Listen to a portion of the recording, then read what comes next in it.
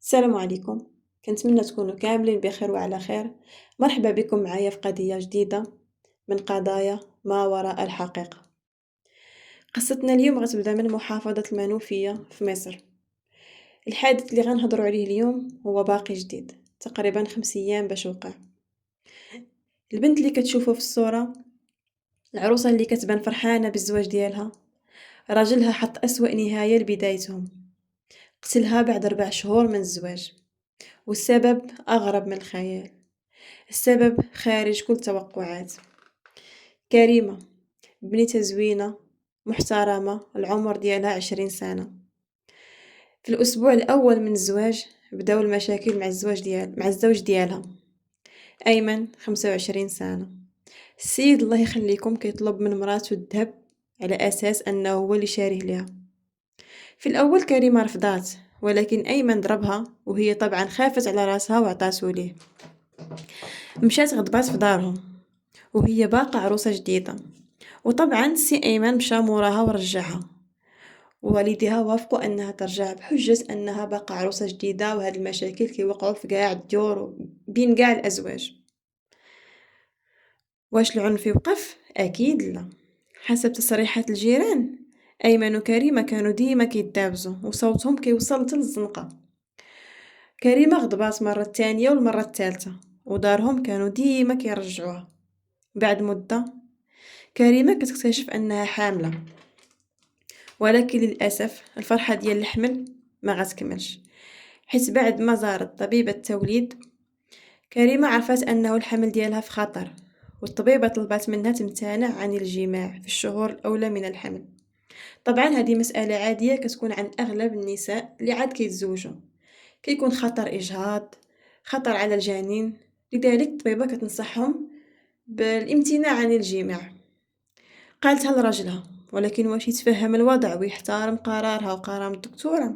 أكيد لا. الجواب ديالو كان غريب، كان صادم، كان مرعب. قال ليها انتي آخر حاجة نديرها معاك نلوحك من البالكو ونقول ليهم انتي حمقى ورميتي راسك بوحدك.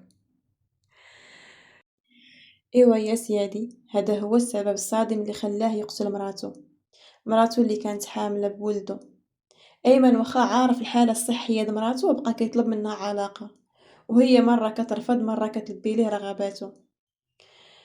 البنت كانت خايفة غير على الجنين اللي في الكرش ديالها، ولكن هو ما فكرش باللي هذاك الطفل راه ولده، خاصو يحافظ عليه. حتى نهار السبت 6 جانفي 2025 بدون سابق انذار أيمن قتل كريمة بعد ما ضربها لحد الموت. بعد ما نفذ الجريمة ديالو هزها وحطها في التوك توك على أساس يرميها في شي بلاصة، ولكن ربي بغى يفضحو. الدم ديالها بدا كيسيل، وملي خافت تفضح هزها هو والأم ديالو وطلعوها للدار. طلعوها للدار وهي ميتة ودمها كيقطر. واش يبلغوا الشرطة، واش يعيطوا الإسعاف، زعما ينقدوها على أساس ربما تكون مازال حية. لا، ماشي هادشي اللي داروا. هما مشاو دوشولها، نقاوها من الدم، بدلولها حوايجها ورجعوها للناموسية ديالها. في هاد اللحظة خرج للزنقة كيغوت وكيقول عتقوني مراتي ماتت، مراتي توفات على أساس موتة عادية. واحد من الجيران اتصل بالعائلة ديالها وركزوا معايا في هاد المسألة. البنت توفات مع الوحدة ضد الظهر. العائلة ساقوا الخبار مع 7 د العشية في الوقيته د المغرب. ملي جاو وشافوا الحالة د بنتهم تصدموا من المنظر ديالها، حيت كان باين فيها باللي مقتولة ماشي موتة عادية كيف ما قال. والغريب في هذيك اللحظة الأم والابن غبروا من الدار. العائلة ديال كريمة ملي وصلوا شافوا بنتهم في هذيك الحالة اتصلوا بالبوليس. الشرطة خدات كريمة للمشرحة، وحسب كلام الطب الشرعي البنت ماتت مقتولة. بعد ما لقاو القبض على أيمن، وكيف أي مجرم رفض يعترف بالجرم ديالو. حاليا القضية باقا مستمرة، باقي الحقيقة كاملة ما بانتش. ولكن عندي سؤال، علاش شدوا غير الزوج فقط؟ علاش الأم باقا حرة طليقة وهي كانت حاضرة في مسرح الجريمة؟ وحسب أقوال الجيران هي ساعداته طلع مرته من التكتك للدار. كنتمنى ليهم أشد العقوبة، والله يرحم كريمة، وإن شاء الله تكون عروس في الجنة.